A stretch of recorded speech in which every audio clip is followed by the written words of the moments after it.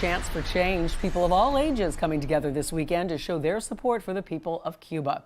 And an aerial view shows the big numbers that took to the streets. Biscayne Boulevard, this was on Saturday afternoon. After more than a week of protests, we're seeing some changes taking place. And last week, the Cuban government eased restrictions on food and drug importations to help people inside of the country. Local 10's Trent Kelly is live at Miami International Airport. Trent? Well, Alexis, those changes, which were announced late last week, only took effect starting today. As announced by the Cuban regime, they basically allow people flying into the country to bring unlimited quantities of food and medical supplies into the country. Now, earlier today, right here at MIA, we spoke to some of the passengers on board the only flight departing for Havana, many of them telling us they welcome this change, but they say a whole lot more needs to be done to really help the Cuban people.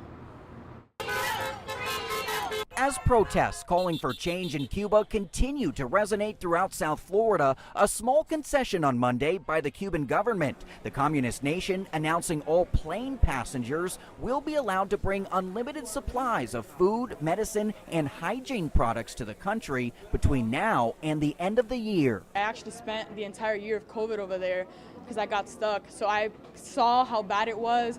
And it's just been getting worse and worse. VANESSA GRAU lives in Miami, but has family on the island, including her husband. As soon as she heard about the change, she started a donation drive to collect extra food and medicine, which she brought on her flight to Havana this morning. I just hope that it actually gets to go through. I hope that what they're saying is not a lie. I think that they're kind of doing this just to make people think like, oh, we're good. Not really the truth. The change coming more than a week after unprecedented uprisings in Cuba. Uprisings that sparked a week of solidarity protests all across South Florida. The latest happening on Sunday as nearly 100 people held a silent march through the streets of Little Havana, hoping to call attention to the plight of the people who are still in need of basic supplies. And at the end of the day, just let people know that we're behind them, that we're going to continue fighting for freedom, because at the end of the day, the medicine's help, but what we want in the end is freedom for all. Freedom for all, that is what they are still calling for. Now, GRAU there told us that in the end, she was able to collect more than 80 pounds of supplies to bring with her on that flight to Havana today. She was actually only able to bring about 70 pounds with her on board the plane. She says some of that extra supply will then be donated to the Camillus House here in Miami. She says she plans to return here to the States in about 3 weeks.